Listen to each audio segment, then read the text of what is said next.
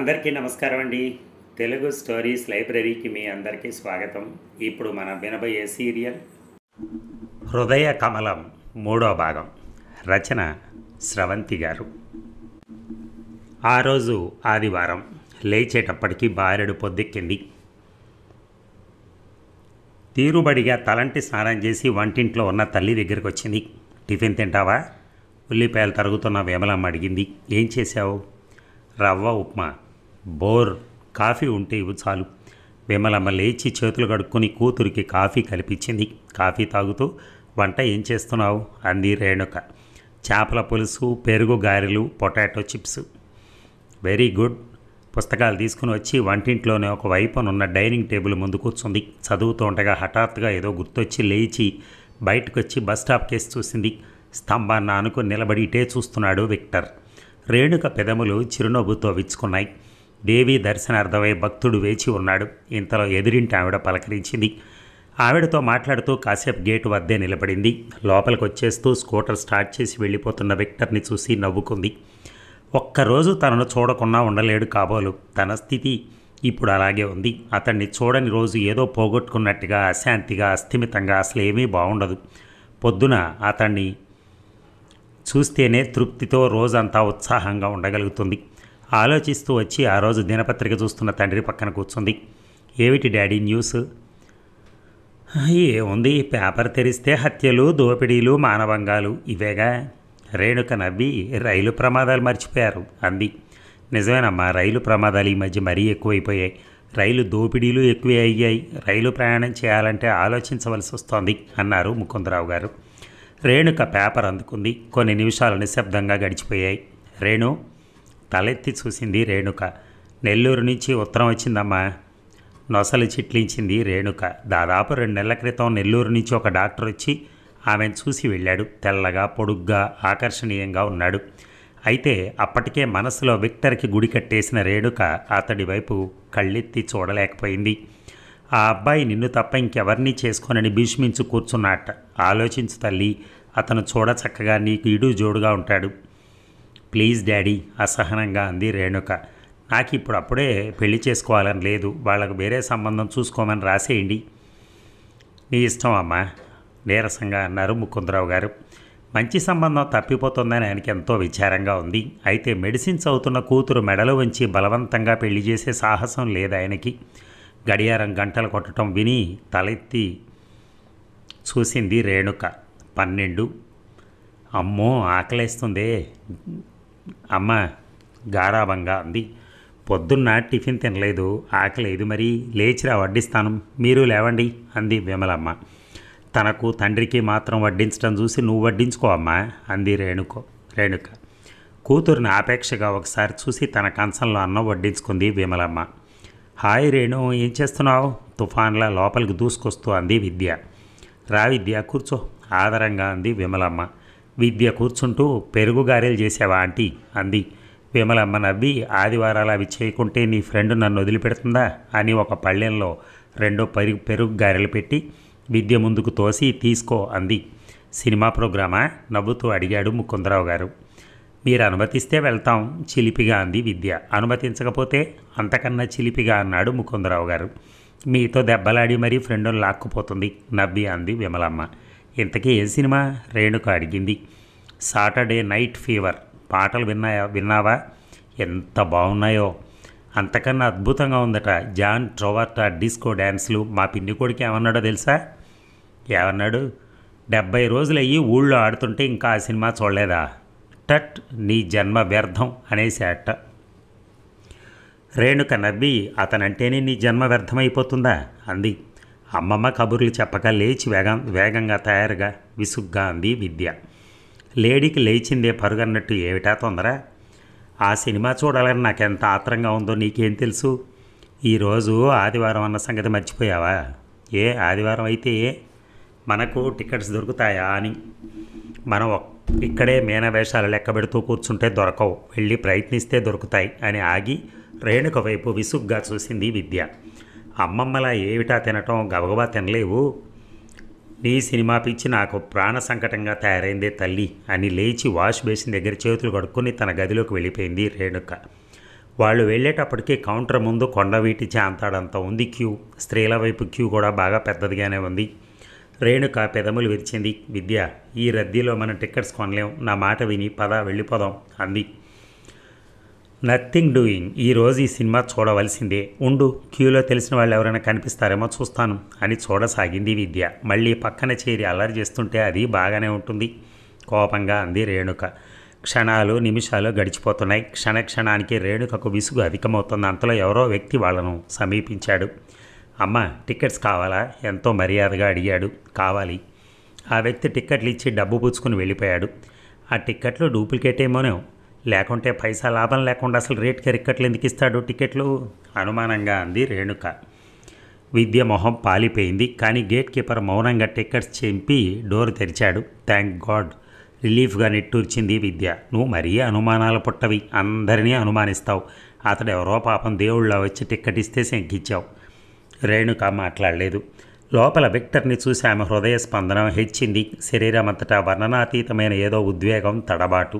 పైగా seat number ప్రకారం అతడి పక్కనే కూర్చోవలసి వచ్చింది. పెళ్లిపీటల మీద వరుడు పక్కన కూర్చునే వధువు మానసిక స్థితిని అనుభవించింది ఆ క్షణం.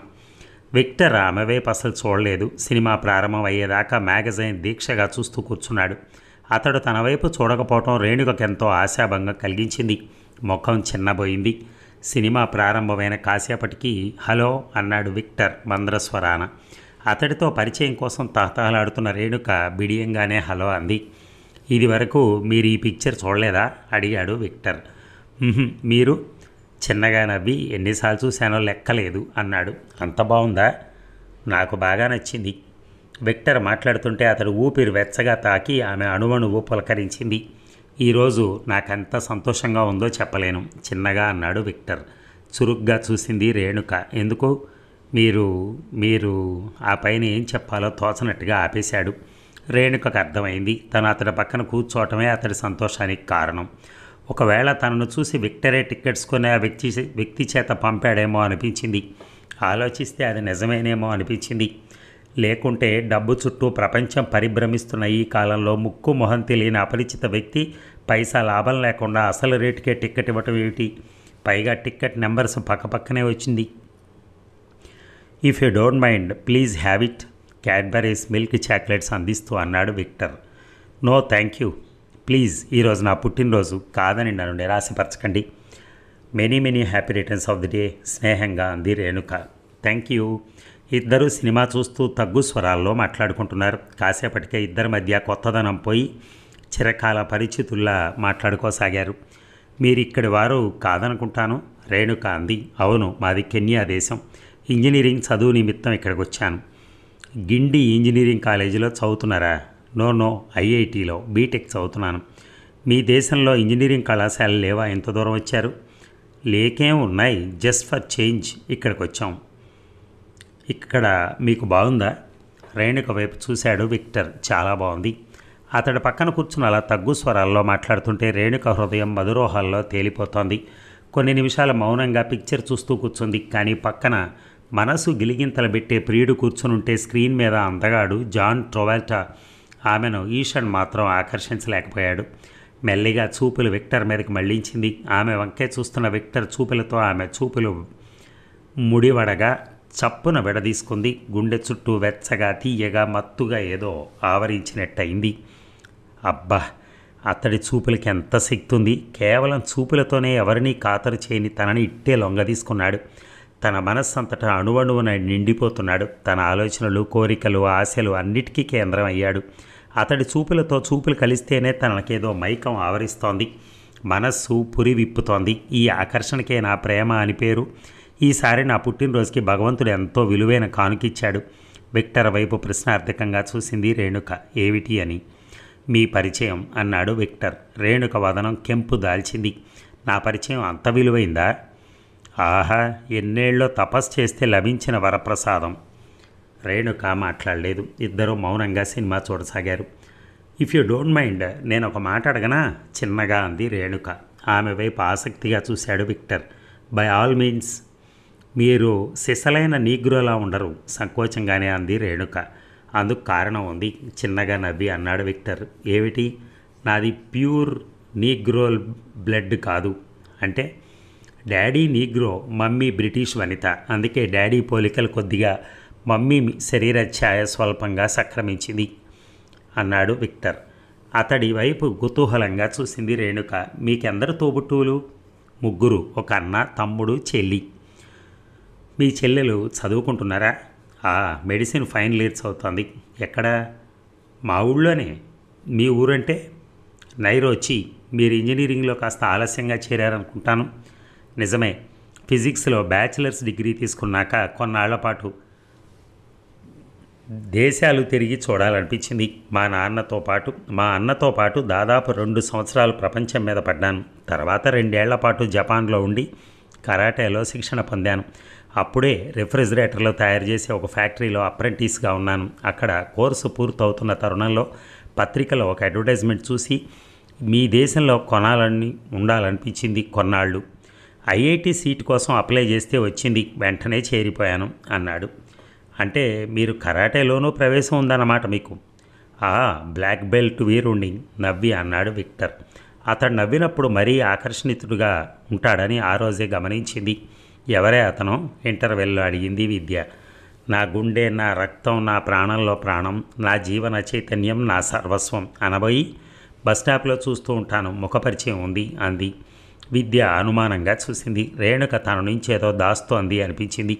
హాస్పిటల్ దగ్గర, బస్టాప్లోనూ, అమరావతి హోటల్లోనూ అతని ఎన్నో మార్లు చూసి ఉంది ఆమె. రేణుక వైపు చూసినప్పుడు అతని కళ్ళల్లో మెరిసే మెరుపులు ఆమె గమనించింది. ఆ విషయం ఆమె కట్టే విస్మయం కలిగించలేదు. ఆమెకు ఆశ్చర్యం కలిగించిందల్లా రేణుక విక్టర్ వంక ఆసక్తిగా చూడటమే. అతడి వంక చూసినప్పుడు ఆమె కళ్ళల్లో వెలిగే అపరూపమైన కాంతి, మోహంలో చిందులు వేసే సంతోషం విద్యకు అనుమానం కలిగించింది. రేణుక స్వభావం ఆమెకు బాగా తెలుసు. చాలామంది సుందరాంగులకు మళ్ళీ రేణుకకు తన వెనకబడే మగాళ్ళంటే చాలా చులకన. ఎంతటి వాళ్లను లక్ష్య పెట్టదు. ఒక్కొక్కసారి ఆమె ప్రవర్తన చూస్తే పురుష ద్వేషిణి ఏమో అన్న అనుమానం కూడా కలుగుతుంది. తన చుట్టూ హద్దులు ఏర్పరచుకుని ఆ హద్దులు దాటి తన యువతలకు రాకుండా, ఇతరులు ఆ హద్దులు దాటి లోపలికి ప్రవేశించకుండా ఎంతో జాగ్రత్తగా ఉంటుంది. తను అభిమానించే వారితో ఎంత సరదాగా, ఆత్మీయంగా, చలాకీగా మాట్లాడుతుందో తక్కిన వారితో అంత ముభావంగా ఉంటుంది. కొత్త పరిచయాలు అసలే ఏర్పరచుకోదు. అటువంటిది ఈ నీగ్రో యువకుడితో ఎంతో చనువుగా, కులాసాగా మాట్లాడేస్తోంది.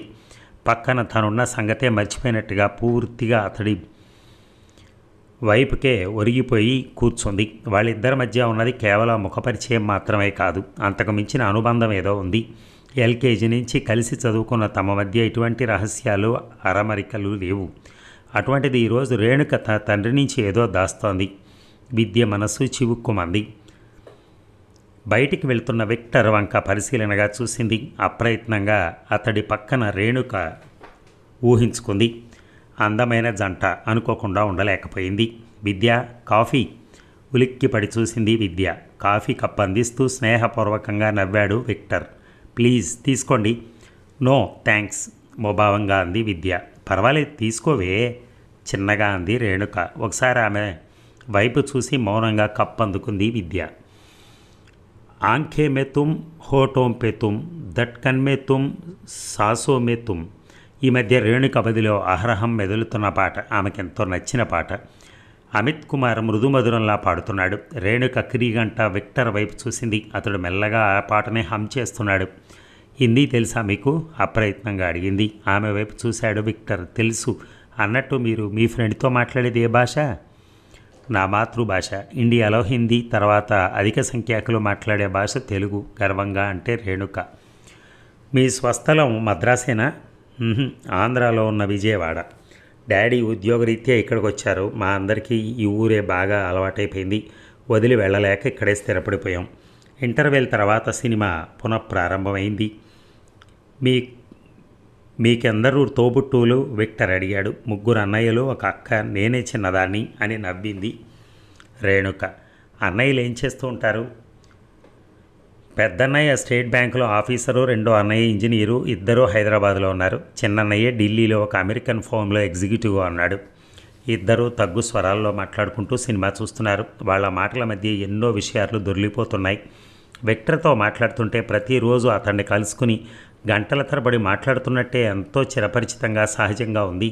ఎంత మాత్రం కొత్తగా అనిపించడం లేదు. అందుకు కారణం ఇంకాసేపట్లో సినిమా అయిపోతుందనగా, మిస్ రేణుక, మీరు అపార్థం చేసుకోకుంటే ఆ హోటల్లో కాఫీ తీసుకుందాం, వస్తారా మర్యాదగా అడిగాడు విక్టర్.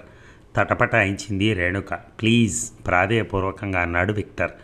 విద్యతో చెప్పింది రేణుక. నేను ఇంటికి వెళ్ళాలి, నీకు ఇష్టమైతే నువ్వు వెళ్ళు, నీ ఫ్రెండేగా అంటి ముట్టనట్టుగా అంది విద్య.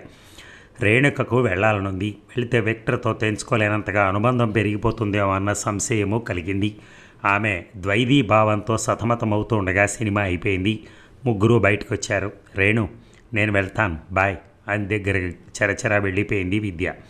విక్టర్తో ఒంటరిగా మిగిలిపోయింది రేణుక. మరి తప్పించుకునే మార్గం లేక రేణుక విక్టర్తో పాటు హోటల్కి వెళ్ళింది. హోటల్ బాగా రద్దీగా ఉంది. టేబుల్ దొరికి కూర్చునేందుకు చాలాసేపు పట్టింది. ఏం తీసుకుంటారు? మెనూ కార్డు చూస్తూ అడిగాడు విక్టర్. ఐస్ క్రీమ్, టిఫిన్ ఏదైనా? ప్లీజ్, నేను ఇప్పుడు ఏమీ తినలేను. ఒకసారి ఆమె వైపు చూసి మీ ఇష్టం అని ఐస్ క్రీమ్ ఆర్డర్ ఇచ్చాడు విక్టర్. మీరు ఎక్కడుంటున్నారు? హాస్టల్లోనా అడిగింది రేణుక. లేదు, శాంతోంలో ఒక ఇంట్లో అద్దెకుంటున్నాను. భోజనం మరి? ఊరు నిండా హోటళ్లేగా నవ్వాడు విక్టర్. ట్రేలో ఐస్ క్రీమ్ కప్పులు తెచ్చిపెట్టాడు వెయిటర్. అతడి చూపులు కలిపే సాహసం లేక అదో వదన అయింది రేణుక. ఆ క్షణం వాళ్ళ హృదయాలు ప్రణయానుభూతితో స్పందిస్తున్నాయి. అయితే మనసులో భావాలు బయటికి చెప్పుకోలేని స్థితి. కాసేపు బీచ్లో హోటల్ నుంచి బయటకు వస్తూ ఉండగా అన్నాడు విక్టర్. అతడి వైపు చురుగ్గా చూసింది రేణుక. కాఫీ అన్నారు. పుట్టినరోజు మిమ్మల్ని చిన్నబుచ్చుకోవడం ఎందుకని సరే అన్నాను. ఇప్పుడు బీచ్ అంటున్నారు. ప్లీజ్, ఈ ప్లీజులతో నా ముందరకాళ్లకు బంధాలు వేసేస్తున్నారు మీరు. విక్టర్ నవ్వాడు. అతనికి అందమైన మొహంలో ప్రపంచాన్నే సాధించినంత విజయోత్సాహంగా అనిపిస్తోంది. అతడి వెనక స్కూటర్ మీద కూర్చునేందుకు సంశయించింది రేణుక. మెడిసిన్ చదువుకుంటున్న మీకు ఇంత సంశయమా? కవ్విస్తున్నట్టుగా అన్నాడు విక్టర్. చప్పున స్కూటర్ మీద కూర్చుంది చివ్వున. That's good. బీచ్లో జనసమ్మర్ధానికి దూరంగా కూర్చున్నారు. మోకాళ్ల చుట్టూ చేతులు పెనవేసి ఎగబసి పడుతున్న కెరటాల వంక తదేకంగా చూస్తూ మౌనంగా కూర్చుంది రేణుక. ఆమె పక్కనే కూర్చున్న విక్టర్ కూడా ఏదో ఆలోచిస్తూ నిశ్శబ్దంగా కూర్చున్నాడు. క్షణాలు నిమిషాలుగా నిశ్శబ్దాలుగా గడిచిపోతున్నాయి. విక్టర్, ఇక వెళ్ళిపోదాం, అమ్మ కంగారు పడుతూ ఉంటుంది. ఎంతోసేపటికి ఆలోచనల నుంచి నిజ ప్రపంచానికి వచ్చిన రేణుక చుట్టూ దట్టంగా ఆవరించి ఉన్న చీకటిని చూస్తూ కంగారుగా ఉంది. ఆమె చేతిని అంటీ ముట్టనట్టుగా ఒకసారి తాకి లేచాడు విక్టర్. నేను బస్సులోనే నిద్రపోతాను. నో, ఇప్పటికే ఆలస్యమైంది. బస్సులను బట్టి ఇల్లు చేరేటప్పటికి ఇంకా ఆలస్యం అవుతుంది. నేను స్కూటర్ మీద డ్రాప్ చేసేస్తాను. నిజానికి రేణుకకు బస్ కోసం వెయిట్ చేసే ఓపిక లేదు. అందుకే కాదనకుండా స్కూటర్ ఎక్కి కూర్చుంది. స్కూటర్ బస్ స్టాప్ సమీపించగానే ఇక ఆపేయి అంది రేణుక. విక్టర్ స్కూటర్ ఆపాడు. రేణుక స్కూటర్ దిగి థ్యాంక్ యూ వెరీ మచ్ అంది. నేనే థ్యాంక్స్ చెప్పాలి అని చిన్నగా నవ్వాడు విక్టర్. ఎందుకు? ఆమె కళ్ళల్లోకి సూటిగా చూశాడు విక్టర్. ఇంతసేపు నాతో గడిపి నాకు ఎనలేని సంతోషం చేకూర్చినందుకు. రేణుక తల వంచుకుంది. ఇద్దరూ ఒకరినొకరు ఏకవచనంలోనే సంపాదించుకుంటున్నారు. అయితే ఇద్దరిలో ఏ ఒక్కరూ ఆ విషయం గమనించలేదు. సంబోధన మాత్రం ఏకవచనంలోనే జరుగుతోంది. మళ్ళీ మనం కలుసుకోవటం ఎప్పుడు, ఎక్కడ? విక్టర్ వైపు చూసింది రేణుక. మళ్ళీ మనం కలుసుకోవాల్సిన అవసరం ఉందా? రేణు ప్లీజ్. రేణుక ఆలోచించింది. రోజు సాయంత్రం అమరావతిలో కాఫీ తీసుకోవటం నాకు అలవాటు. నీతో పాటు నీ ఫ్రెండు ఉంటారు. ఉంటే నీకే? రేణుక నవ్వింది. ఓకే, రేపటి నుంచి నేను ఒక్కదాన్ని వస్తాను. అయితే ఒక షరతు. ఏమిటి? నా బిల్లు నేనే చెల్లిస్తాను. అంతేనా? ఇంకా ఏమిటో అనుకున్నాను. వస్తాను విక్టర్. Good night. చకచకా వెళ్ళిపోతున్న రేణుక వైపు ఆప్యాయంగా చూస్తూ నిలబడిపోయాడు విక్టర్. ఇక మర్నాడు సాయంత్రం హోటల్ అమరావతిలో అడుగుపెట్టిన రేణుకకు ఎదురొచ్చాడు విక్టర్. పలకరింపుగా నవ్వింది రేణుక. హలో, నువ్వు వచ్చి చాలాసేపు అయినట్టుంది. 40 యుగాలైంది. ఇద్దరు వెళ్ళి లోపల కూర్చున్నారు. ఏమిటి విశేషాలు? మంచినీళ్ళ గ్లాసుని చేత్తో కదుపుతూ అన్నాడు విక్టర్. ఏముంది, రోగులు, మందులు, మెడికల్ లైన్లో ప్రవేశించిన వాళ్ళకి అంతకు మించిన విశేషాలు ఏముంటాయి? నవ్వి అంది రేణుక. నిజమే, మా డాడీ కూడా 24 గంటలు హాస్పిటల్ తాపత్రయంతోనే ఉంటారు. విస్పారిన తన నేత్రాలతో చూసింది రేణుక. మీ డాడీ డాక్టరా? అవును, నైరోబీలో లీడింగ్ సర్జన్ మా డాడీ. నైరోబీలోనే పెద్ద నర్సింగ్ హోమ్ రన్ చేస్తున్నారు. అక్కడ డాడీ కింద 20 మంది డాక్టర్లు వర్క్ చేస్తూ ఉంటారు. వారిలో మా తమ్ముడు జార్జి కూడా ఒకడు. ఇంట్లో అందరూ డాక్టర్లు అయితే నువ్వు మాత్రం ఇంజనీరింగ్ చదువుకున్నావు ఎందుకమ్మా? నేను డాక్టర్ని కాకుంటేనే నా భార్య డాక్టర్. రేణుక గుండెల మీద మంచు ముద్దబెట్టి నొక్కినట్టుగా ఫీల్ అయింది. నీకు నీకు పెళ్ళయిందా? ఆమె కళ్ళల్లో మెరుపులా కనిపించి మాయమైన వేదను గమనించి విక్టర్ తృప్తిగా నవ్వుకున్నాడు. నా కాబోయే భార్య. రేణుక కళ్ళల్లోకి సూటిగా చూస్తూ అన్నాడు. అతడి జవాబు విని ఎంతో రిలీఫ్ ఫీల్ అయింది రేణుక. ఏదో అడగబోయింది. అంతలో వెయిటర్ వచ్చాడు. పెసరట్టుకు ఆర్డర్ ఇచ్చింది రేణుక. వాళ్ళ వైపు అదోలా చూస్తూ వెళ్ళిపోయాడు వెయిటర్. అది గమనించిన రేణుక, ఆ హోటల్ వెయిటర్లందరికీ రేణుక తెలుసు. తనను విక్టర్తో చూసి వాళ్ళు ఏమనుకుంటారో. రేణుక మొహం ఎర్రబడింది. ఆమె వంక తదేకంగా చూస్తున్న విక్టర్ చీటికి మాటికి ఈమెడ గారి సుందరవదనం ఇలా ఎర్రగా కందిపోతోంది ఎందుచేతో అనుకున్నాడు ఆశ్చర్యంగా. ఆలోచిస్తూనే మంచినీళ్ళ గ్లాస్ అందుకున్నాడు. అందులో సగం నీళ్లు కొంతసేపు క్రితం రేణుక తాగింది. మిగిలిన సగం నీళ్లు తాగేసి ఖాళీ గ్లాసు టేబుల్ మీద ఉంచాడు విక్టర్. రేణుక గుండె జల్లుమంది. విక్టర్ తన ఎంగిలి తాగాడు. ఆ రోజు బస్సులో అతడి అల్లరి మాటలు గుర్తొచ్చి ఆమె ముఖం అరుణ రాగరంజితమైంది. తన మనస్సులో మాట అతను స్పష్టంగా ఎప్పుడో చెప్పేశాడు. అయినా అతడు పలకరించడం ఆలస్యం బదులు పలికింది. అతన్ని రోజు కలుసుకునేందుకు అంగీకరించింది. అంటే చూచాయిగా తన మనస్సుని అతడికి తెలియచేస్తోంది. వెయిటర్ పెసరట్టు తెచ్చిపెట్టాడు. నెమ్మదిగా తింటూ విక్టర్ ఏదో చెప్తూ ఉంటే పరధ్యానంగా వింటోంది. హఠాత్తుగా ఏదో గుర్తుకొచ్చి విక్టర్ వంక చూసింది. అన్నట్టు నువ్వు టీవీలో ప్రోగ్రామ్స్ ఇస్తావని విన్నాను. ఆశ్చర్యంగా చూశాడు విక్టర్. వినటం ఏమిటి? నీకు తెలియదా? మీ ఇంట్లో టీవీ ఉందనుకుంటాను. ఉంది, కానీ టీవీ చూసే అలవాటు నాకు లేదు, ఆసక్తి లేదు. నీ ప్రోగ్రాం ఎప్పుడుందో చెప్పావంటే నీకోసం చూస్తాను. రేపుంది ఏదో ఆలోచిస్తూ అన్నాడు విక్టర్. మర్నాడు 6 గంటలకి టీవీ ముందు హాజరైంది రేణుక. విమలమ్మ ఆశ్చర్యంగా చూసింది. ఏమిటే, ఎన్నడూ లేనిది ఈరోజు 6 గంటలకే టీవీ ముందు హాజరయ్యావు? రేణుక నవ్వి ఊరుకుంది. నిరీక్షణ ఎంత బాధాకరమైందో ఆ రోజు అనుభవపూర్వకంగా తెలుసుకుంది. కాలం నడక నడుస్తూ ఎలాగైతేనే చివరికి యూత్ ప్రోగ్రాం ప్రారంభమైంది. కాసేపటికి మూర్తి భవించినటువంటి పురుషత్వంలా ఉన్న విక్టర్ తెర మీద ప్రత్యక్షమయ్యాడు. గిటార్ చేత పట్టుకుని స్టైల్గా వంగి వందనం చేశాడు. 10 నిమిషాల ప్రోగ్రాంలో 4 పాటలు పాడాడు. 4 గుండెలు గిలిగింతలు పెట్టే ప్రణయ గీతాలు. సూటిగా తననే చూస్తూ తననుద్దేశించే అతను ఆ మాటలు పాడినట్టు అనిపించి బుగ్గల్లోకి వెచ్చటి ఆవిరి వచ్చింది రేణుకకి. ఆ ప్రోగ్రాం పూర్తవగానే లేచి తన గదిలోకి వెళ్ళిపోయింది. రేణుక చదవటం ప్రారంభించింది అంటే చదువులో పూర్తిగా లీనమైపోయి కాలగతినే మర్చిపోతోంది. అలా కాలం నెమ్మదిగా ముందుకు కదిలిపోతూ ఉండగా నీరవ నిశ్శబ్దం రాత్రిపై పెత్తనం చెలాయిస్తున్న ఆ సమయంలో నిశ్శబ్దాన్ని భంగం చేస్తూ ఫోన్ రింగ్ అయింది. విసుగ్గా చూసింది రేణుక. ఈ వేళప్పుడు ఫోన్ చేయాల్సిన అవసరం ఎవరికొచ్చింది? విసుక్కుంటూనే వెళ్ళి రిసీవ్ చేసింది. హలో రేణు, నువ్వేనా? విక్టర్ కంఠం గుర్తుపట్టి విక్టర్ అంది సంభ్రమంగా. మెలకునే ఉన్నావా? గుడ్. ఇంత రాత్రప్పుడు ఫోన్ చేస్తున్నావే? టీవీ చూసావా? ఎలా ఉంది నా ప్రోగ్రాం? పాట వింటూ నన్ను నేను మర్చిపోయాను. నిజం, నువ్వు అంత బాగా పాడగలవని నేను కల్లోలైనా అనుకోలేదు. Thanks for the compliment. Victor కంఠంలో అంతులేని సంతోషం. ఏం చేస్తున్నావు? ఆలోచనల మధ్య చదవటం నేర్చుకుంటున్నాను మెల్లగా అంది రేణుక. ఏమిటి? సరేలే, నువ్వు బుర్రబద్దలు కొట్టుకోక. ఇంతకీ ఎక్కడి నుంచి ఫోన్ చేస్తున్నావు? నేనున్న ఇంటి ఫోన్ ఉంది ఇంటికి. నిజమే. అయినా ఇంత చిన్న విషయానికి నీకెందుకంత ఆశ్చర్యం? చిన్న విషయమా? ఈ దేశంలో ఫోన్ కనెక్షన్ దొరకడం ఎంత కష్టమో నీకేం తెలుసు? అరగంట తర్వాత ఫోన్ రెడీ చేసిన రేణుక వదనంలో అంతులేని తృప్తి, సంతోషం. విక్టర్ని 3 నెలలుగా చూస్తున్నప్పటికీ నిజానికి అతనికి పరిచయం అయింది నిన్ననే. ఈ 2 రోజుల స్వల్ప వ్యవధిలో తన మధ్య ఎంత చనువు పెరిగిపోయింది. అతడితో మాట్లాడుతుంటే ఏమాత్రం జంకు సంకోచాలు ఏర్పడవు. మధు అన్నయ్యతో మాట్లాడుతున్నంత సహజంగా ఉంది. కానీ తన చదువును అతడు అపార్థం చేసుకుంటే నిజానికి అతను ఎటువంటి వాడో తనకు తెలియదు. క్షణిక సుఖం కోసం పథకం వేసుకుని మరీ ఆడదాన్ని మోసం చేసే మగాళ్ళెందరో. విక్టర్ అటువంటి మోసగాడు కాదు అని నమ్మకం ఏమిటి? అసలే అనుకున్నది నెరవేరకుంటే కృంగిపోయే మనస్తత్వం తనది. విక్టర్ తన మీద మోజు తీరాక మొహం చాటేస్తే భరించి ఊరుకునే మనస్థైర్యం తనకు లేదు. గాయపడి తప్పించే కన్నా విక్టర్తో అనుబంధాన్ని ఇప్పుడే తెంచేసుకోవాలి. ఆ రాత్రి గట్టిగా నిర్ణయం చేసుకుంది. అయితే రేణుకకు ఒక విషయం తెలియదు. స్త్రీ పురుషుల మధ్య ఆకర్షణ కూడా అటువంటిదే. ఈ ఆకర్షణ వలయంలో చిక్కుకుంటే తప్పించుకుని బయటపడటం ఏమంత సులభం కాదు.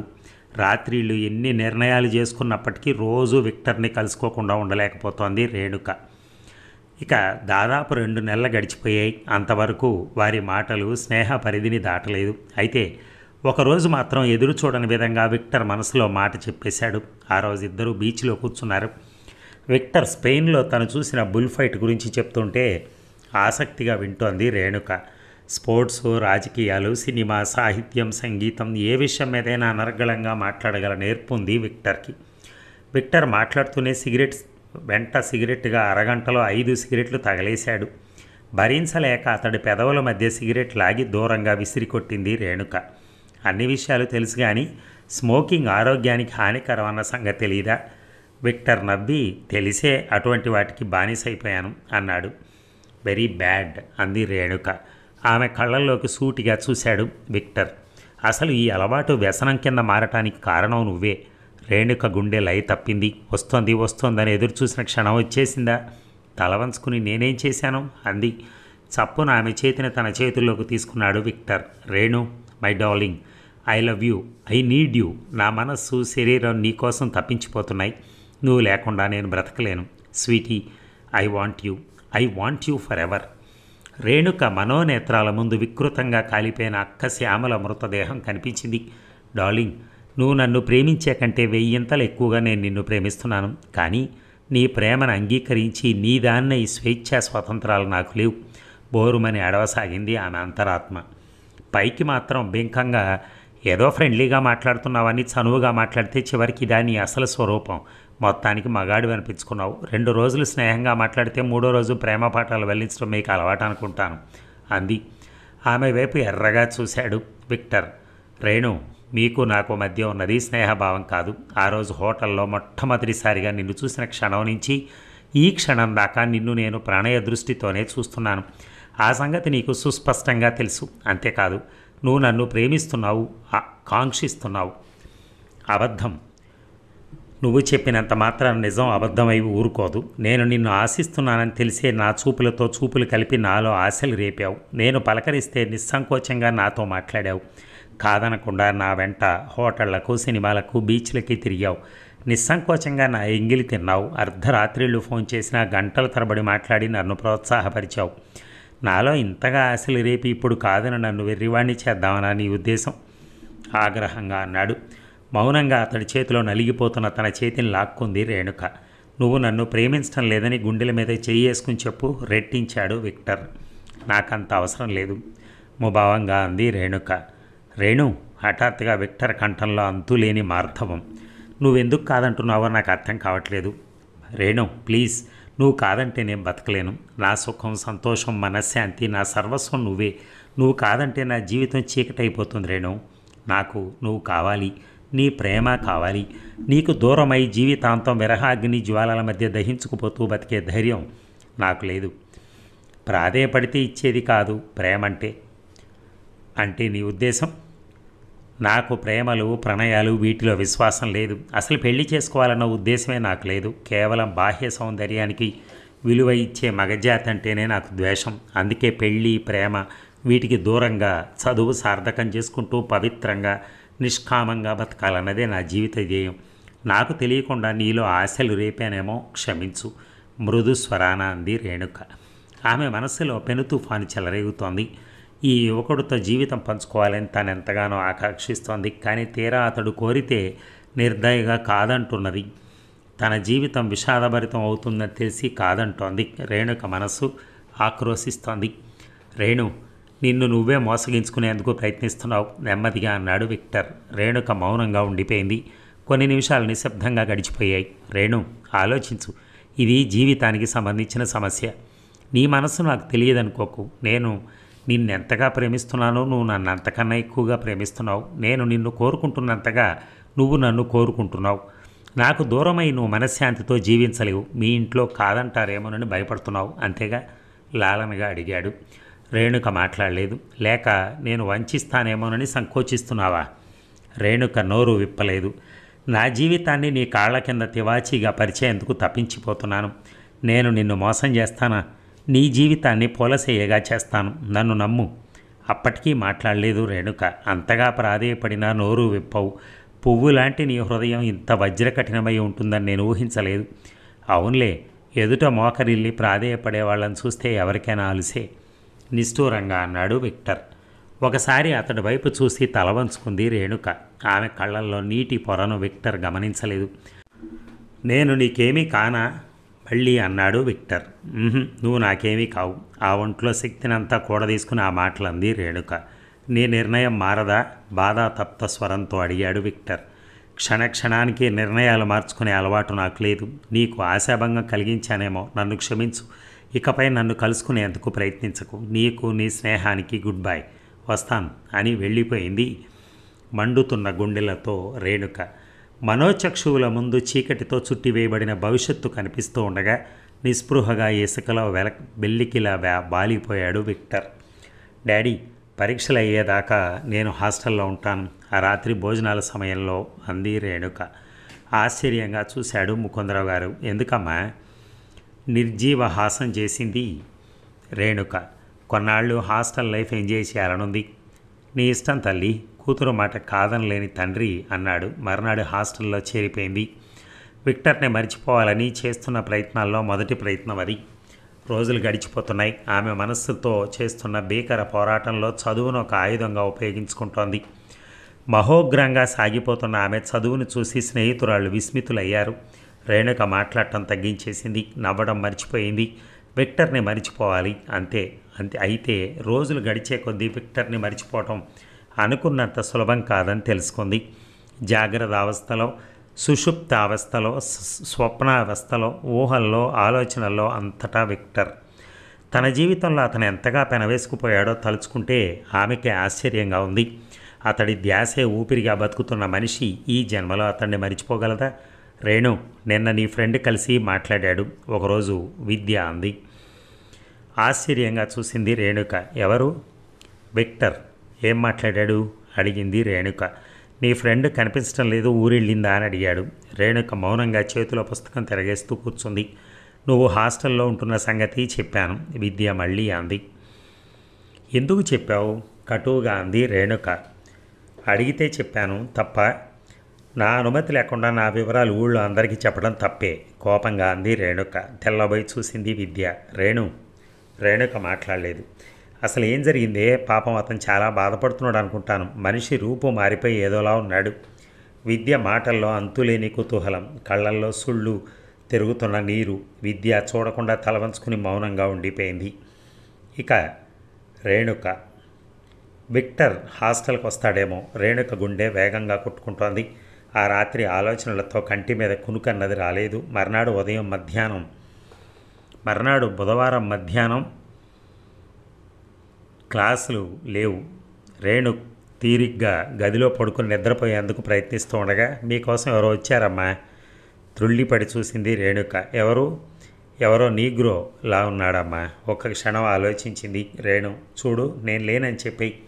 ఇప్పుడే కాదు, అతను ఎప్పుడొచ్చినా నేను లేననే చెప్పాలి, గుర్తుంచుకుంటావు కదా అని వాచ్మెన్ చేతిలో 10 రూపాయల నోటు ఉంచింది.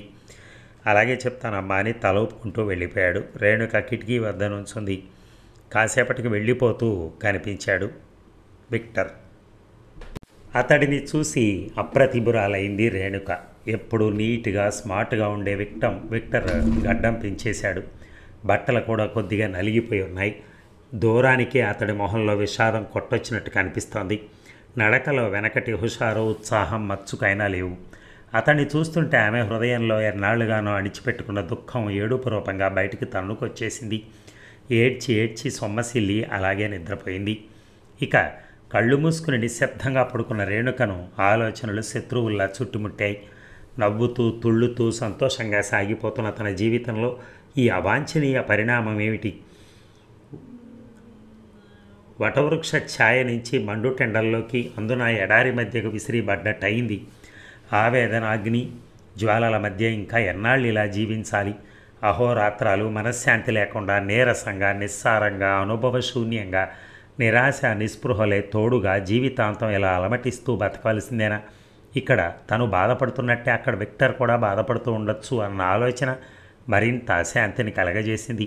ఒక వంక తన సర్వస్వం అతడికి అర్పించి అతడిలో ఒక భాగంగా ఐక్యమైపోవాలని తపిస్తూనే నిర్దయగా అతడిని తిరస్కరించింది.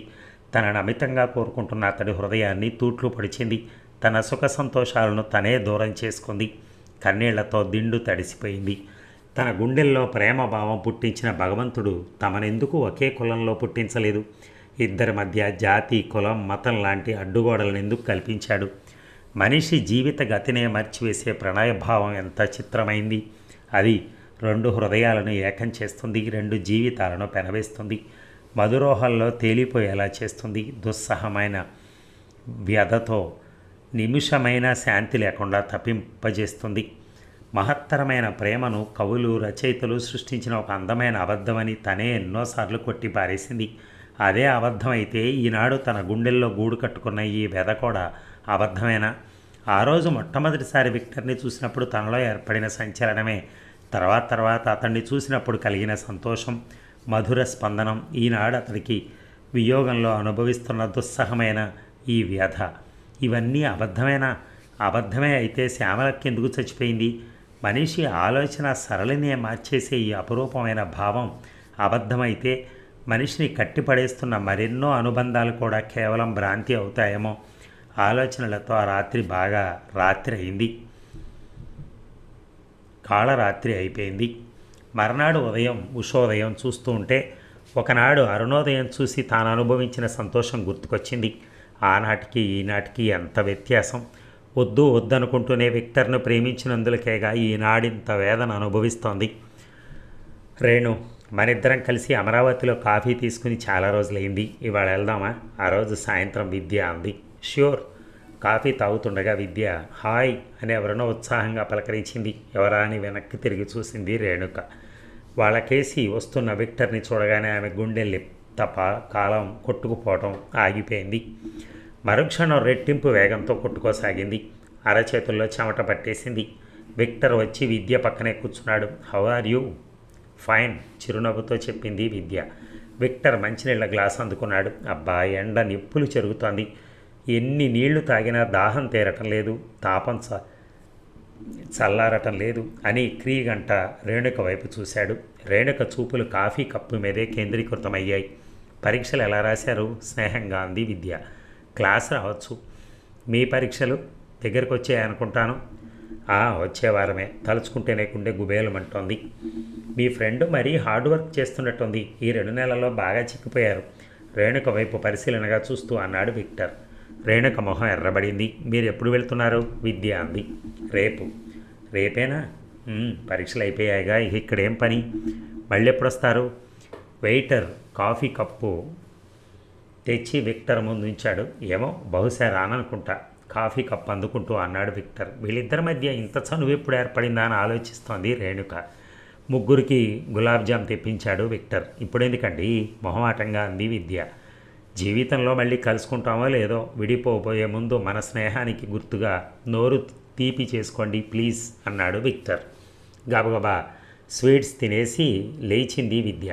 మరిచిపోయాను, ఈ రోజుకు గుడికి వెళ్ళాలని. ఇంట్లో త్వరగా రమ్మన్నారు, వస్తాను. Wish you all the success, స్నేహంగా అన్నాడు Victor. Same to you, good bye. Renuka కూడా లేచింది. వెళ్ళకు, నీతో మాట్లాడాలి. ఆమె చేయి పట్టి ఆపేస్తూ అన్నాడు విక్టర్.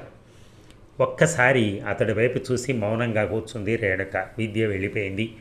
రేణుక తింటున్న స్వీట్ తను తీసుకుని తను తింటున్నది ఆమె ముందుంచాడు విక్టర్. చురుగ్గా చూసింది రేణుక. గులాబ్ జామ్ తినటమే తన జీవిత ధ్యేయం అన్నట్టుగా సీరియస్గా తింటున్నాడు విక్టర్. ఎన్నోసార్లు తినగాలేంది, ఒక్కసారి తింటే ఏమైంది అనుకుని ప్లేట్ చేతుల్లోకి తీసుకుంది. మాటలు మరిచిపోయావా, లేక నాతో మాట్లాడటం ఇష్టం లేదా? విక్టర్ అన్నాడు. ఒక్కసారి అతడి వైపు చూసి మౌనంగా ఊరుకుంది రేణుక. మనసులో మాట పైకి చెప్పడమే నేను చేసిన పొరపాటు అనుకుంటాను. అప్పటి నుంచి నేను నీకు శత్రువును అయ్యానులా ఉంది. నేను వెంటబడతాననేమో కదూ హాస్టల్లో ఉంటున్నావు? విక్టర్ వ్యతగా అంది రేణుక. ఆమె కళ్ళల్లోకి లోతుగా చూశాడు విక్టర్. రేణుక తల వంచుకుంది. విక్టర్ మళ్ళీ మాట్లాడే ప్రయత్నం చేయలేదు. రేణుక చేతిని తన చేతిలోకి తీసుకున్నాడు. రేణుక కాదనలేదు. ఇద్దరూ మౌనంగా స్వీట్ తిని లేచారు. ఎక్కడికి వెళ్దాం? హోటల్ నుంచి బయటకు వస్తూ అడిగాడు విక్టర్. నీ ఇష్టం. బీచ్కి వెళ్దామా? తల ఊపింది రేణుక. బీచ్లో జనానికి బాగా దూరంగా దాదాపు నిర్జనంగా ఉన్న చోట కూర్చున్నారు. తీరం చేరుకోవాలని వ్యర్థంగా ప్రయత్నిస్తున్న కెరటాల వంక చూస్తూ మౌనంగా కూర్చున్నారిద్దరు. నేను రేపు వెళ్ళిపోతున్నాను. ఎంతోసేపటికి మెల్లగా అన్నాడు విక్టర్. అతడి వైపు చూసింది రేణుక. ఇందాక విద్యతో చెప్తున్నావుగా, విన్నాను. నేను వెళ్ళిపోతున్నానంటే నీకేమనిపించడం లేదా? ఏమనిపించాలి? ఆమె వైపు తదేకంగా చూశాడు విక్టర్. స్వర్ణ ప్రతిమలా ఉన్న ఆమె జీవితంలో తనకు చోటు లేదనుకుంటే అతడికి భరించశక్యం కానంత బాధ అనిపించింది. రేణుక, నిన్ను నిందించి ఏం ప్రయోజనం? నేను దురదృష్టవంతుణ్ణి, నిజంగా దురదృష్టవంతుణ్ణి. గుండెల్లో దాచుకునే తల్లిదండ్రులు, అభిమానంతో ముంచెత్తే తోబుట్టువులు, ఐశ్వర్యాలు, ఆరోగ్యం, తెలివితేటలు. ఓహ్, నేను అడగకనే భగవంతుడు నాకు అన్ని సుఖాలు సౌకర్యాలు ప్రసాదించాడు. నా జీవితాన్ని వడ్డించిన విస్తరి చేశాడు. సాటి వాళ్ళు చూసి ఈర్షపడే జీవితాన్ని ఇచ్చాడు. కానీ నేను అమితంగా కోరుకుని నిన్ను నాకు కాకుండా చేసి నా జీవితంతో ఆడుకుంటాడులా ఉంది. ఇన్నాళ్ళు నీకు నా పట్ల అనురక్తి ఉందన్న ఆశ నా హృదయంలో ఏదో మూల మిణుకుమంటూ భవిష్యత్తు మీద ఆశను కలిగించింది. ఇప్పుడు ఆ ఆశ అడి ఆశే అని తెలిసాక ఇక ఏ ఆశతో జీవించను, ఎవరి కోసం జీవించను, ఏ ఆధారంతో బ్రతకను. Oh God, I want to die. చేతుల్లో మొహం దాచుకున్నాడు విక్టర్. ఇక నిగ్రహించుకోలేకపోయింది రేణుక. తన ప్రాణానికి ప్రాణమైన అతడి మొహంలో విషాదం, మాటల్లో వ్యధ భరించలేకపోయింది. అతడి భుజం మీద చేయి వేసి బిక్కీ అంది అనురాగపూర్ణ కంఠంతో. చివ్వున తలెత్తి చూశాడు విక్టర్. అతడి కళ్ళు ఎర్రగా మంకెన పువ్వుల్లా ఉన్నాయి. I love you. రేణుక హృదయం చీల్చుకుని వచ్చింది ఆ మాట. నమ్మశక్యం కానట్టుగా చూశాడు విక్టర్. రేణు, నిజం డార్లింగ్, ఆ రోజు హోటల్ పామ్ గ్రోవ్లో నిన్ను మొట్టమొదటిసారి చూసిన ఆ క్షణాలు ఎటువంటివో కానీ ఆ క్షణమే నా మనస్సు నీకు అంకితం అయింది. ఆ క్షణం నుంచి ఈ క్షణం దాకా నీ ఆలోచనలే ఆహారంగా, నీ ధ్యాసే ఊపిరిగా బ్రతుకుతున్నాను. వేగంగా ఆమెను దగ్గరికి లాక్కుని చుబుకం పైకెత్తి కళ్ళల్లో సూటిగా చూస్తూ, రేణు, నువ్వు నిజమే చెప్తున్నావా? ఉద్విగ్న స్వరంతో అడిగాడు విక్టర్. మనస్సులో లేని మాటను నోటితో చెప్పగల లౌకికురాల్ని కాను నేను. నా హృదయంలోకి ప్రవేశించిన ఒకే ఒక మగాడివి నువ్వు. నా మరణ పరమం అక్కడ ఒక్క నువ్వే ఉంటావు. Renu, my sweetie, my love అంటూ ఆవేశంగా ఆమె మొహాన్ని ముద్దులతో ముంచెత్తాడు విక్టర్. అబ్బా, ఎవరైనా చూస్తారు, వదులు. అతడి కౌగిలి విడిపించుకునేందుకు ప్రయత్నిస్తూ అంది రేణుక. చూస్తే చూడండి అంటూ ఆమె పెదవులు అందుకున్నాడు విక్టర్. ఆమె లేత పెదవులు అతడి మోటు పెదవుల కింద కొన్ని క్షణాలు కర్కశంగా నలిగిపోయాయి. రేణు, ఆమె ముంగురులు సవరిస్తూ లాలనగా పిలిచాడు విక్టర్. అతడి వైపు మత్తుగా చూసి తీయగా నవ్వింది రేణుక. నువ్వు ఇలాంటి వాడివని నాకు ముందే తెలుసు, అందుకే ఇన్నాళ్ళు దూరంగా ఉండిపోయాను. ఈరోజు నాకేమైందో నిగ్రహం కోల్పోయాను అని అతడి హృదయం మీద వాలిపోయింది. మై ప్రెట్టి డాల్ అని ఆమెను అలాగే పొదివి పట్టుకున్నాడు విక్టర్. నా తప్త హృదయానికి ఈ జన్మలో శాంతి లభించదని భయపడ్డాను. నా ప్రేమ ఫలించింది. నా ప్రణయ దేవత నన్ను అనుగ్రహించింది. నేను అదృష్టవంతుణ్ణి. మన ఇద్దరం అదృష్టవంతులమే. అతడి షర్టు గుండీలు విప్పి ఛాతీని పెదములతో స్పృశించింది రేణుక. ఈ క్షణం కోసం ఎంతగా తప్పించిపోయానో తెలుసా? పులకించిపోతూ అన్నాడు విక్టర్. అతడి మెడ వంపులో ముఖం పెట్టుకుని తన్మయ అవస్థలో అలాగే ఉండిపోయింది రేణుక. నన్ను ప్రేమిస్తూనే ఇన్నాళ్ళు నన్ను ఏడిపించావు కదూ, నిష్ఠూరంగా అన్నాడు విక్టర్. అంతసేపు ప్రియుడి పరిష్వంగంలో అనుభవిస్తున్న ఆనందం పాలపొంగులో నీళ్లు చిలకరించినట్టు చప్పగా చల్లారిపోయి వాస్తవం గుర్తొచ్చింది రేణుకకి. విక్టర్ కేసి ఆర్తిగా తపనగా చూస్తూ, నా కలల్లో, ఊహల్లో, ఆలోచనల్లో, సుషుప్త అవస్థలో, జాగ్రత్త అవస్థలో నా అణువణువున నువ్వే. నా రక్తంలో కలిసిపోయి నువ్వే. నా ఆశలకు, ఆశయాలకు, కోరికలకు కేంద్రం నువ్వే. అలాంటి నా జీవితంతో ఇంతగా పెనవేసుకుపోయిన నిన్ను నేనెలా మరవగలను? నీకు దూరమై ఎలా బతకగలను? రుద్ధ కంఠంతో అంది. ఆమె ముఖం రెండు చేతుల్లోకి తీసుకుని కళ్ళల్లోకి చూస్తూ, మరిచిపోమ్మని ఎవరన్నారు అన్నాడు విక్టర్. నా దురదృష్టం, పెదెమలు కంపిస్తుండగా అంది రేణుక. మన అనుబంధాన్ని మా ఇంట్లో ఒప్పుకోరు. అందుకే మనస్సు చంపుకుని నీకు దూరంగా ఉండేందుకు ప్రయత్నించాను. నిన్ను చూస్తుంటే మనస్సు చెప్పిన మాట వినదని నీకు కనిపించకుండా హాస్టల్లో దాక్కున్నాను. నీ ఉత్తరాలు చూస్తే మనస్సు ప్రలోభానికి లొంగిపోతుందని చూడకుండా కాల్చేశాను. రేణు, ప్రాణప్రదంగా దాచుకోవలసిన ఉత్తరాలను నిర్దయగా మంటకు ఆహుతి చేశాను, నన్ను క్షమించు అని దీనంగా అన్నది రేణుక. ఆ ఉత్తరాలు పోని నేను మా ఊరిళ్ళాక రాసే ఉత్తరాలకి జవాబు ఇవ్వకపోయావో తర్వాత నీ పని చెప్తాను అని బెదిరిస్తున్నట్టుగా అన్నాడు విక్టర్. వద్దు, కంగారుగా అంది రేణుక. ఏమిటి వద్దు? ఉత్తరాలు రాయొద్దు. ఎందుకని? మన అనుబంధాన్ని మరీ పొడిగించడం నాకు ఇష్టం లేదు. ఎందుకని ఇష్టం లేదు? ఓహ్, నువ్వు మళ్ళీ మొదటికొస్తున్నావు, నిస్పృహగా అంది రేణుక. విక్టర్ ఆమె ఒళ్ళో తలపెట్టుకుని పడుకున్నాడు. ఇన్నాళ్ళు నేను అనుభవించిన చిత్తక్షోభ, ఆరాటం, అశాంతి చెప్పినా నువ్వు నమ్మవు రేణు. నా సుఖం, సంతోషం, మనశ్శాంతి ఒక్క నీ దగ్గరే ఉంది. నీకు దూరమై నేను బతకలేను. నువ్వు నాకు కావాలి, శాశ్వతంగా కావాలి. ఈ 2 నెలలుగా నేనెంత నరకం అనుభవించానో నీకు తెలియదు. ఎందుకు తెలియదు? నేను అంతకన్నా ఎక్కువ నరకమే అనుభవించాను. అతడి వెంట్రుకల్లో వేళ్లు జునుపుతూ అంది రేణుక. అందుకే నీ మనసు తెలిసాక ఇప్పుడిహ నిన్ను వదులుకోలేను. ప్రపంచం అడ్డు నిలిచినా సరే, ప్రాణాలు ఒడ్డి పోరాడి అయినా నిన్ను గెలుచుకుంటాను. నువ్వు ఇంకేమీ సాకులు చెప్పి నాకు దూరంగా ఉండేందుకు ప్రయత్నించకు. నేను భరించలేను. నీవు లేని జీవితం ఊహించేందుకే భయంగా ఉంది. అతడి నుదురు మీద గడ్డం ఆనించి కళ్ళల్లోకి ప్రేమగా చూసింది రేణుక.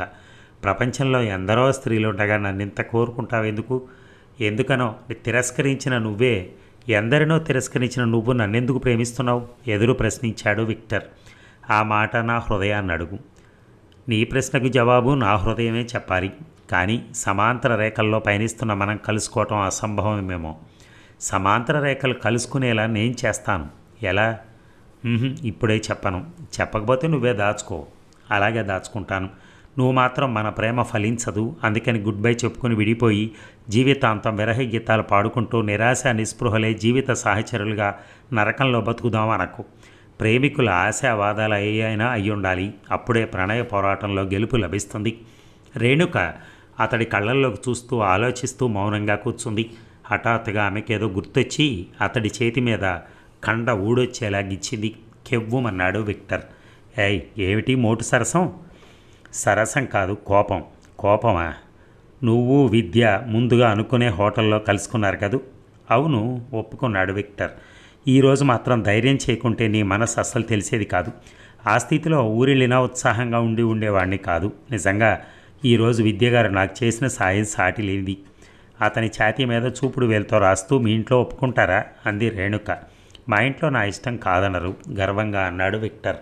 పైగా డాడీ మమ్మీ ప్రేమ వివాహం చేసుకున్నారు. అటువంటప్పుడు నేను నిన్ను చేసుకుంటానంటే కాదంటారా? పైగా మా డాడీకి హిందూ స్త్రీలంటే చాలా గౌరవం. హిందూ స్త్రీని చేపట్టినవాడు తప్పక సుఖపడతాడని డాడీ అభిప్రాయం.